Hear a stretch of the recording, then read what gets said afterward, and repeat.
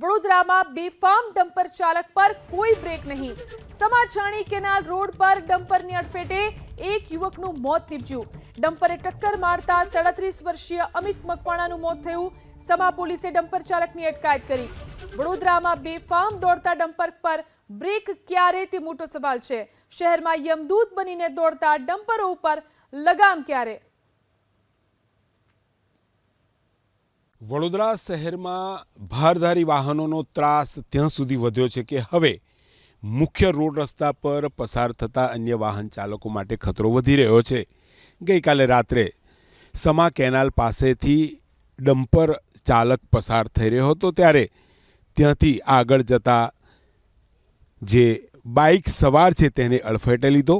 Bike સવાર 37 વર્ષીય અમિત મકવાણાનું ઘટના સ્થળે જ મોત નીપજ્યું હતું।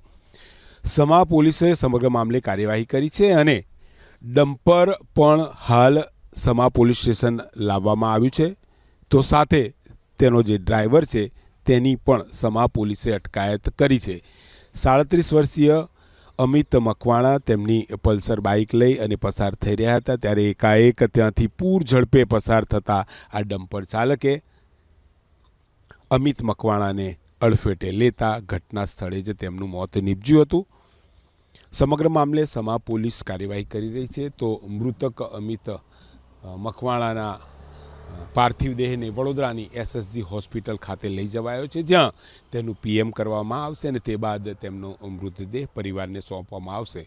વડોદરા શહેર ટ્રાફિક પોલીસ સાથે RTOની કામગીરી ઉપર અનેક સવાલો ઉપસ્થિત થઈ રહ્યા છે, કેમ કે શહેરમાં ભારધારી વાહનોની પ્રવેશ બંધી હોવા છતાં તે સમયે ભારધારી વાહનો વડોદરા શહેર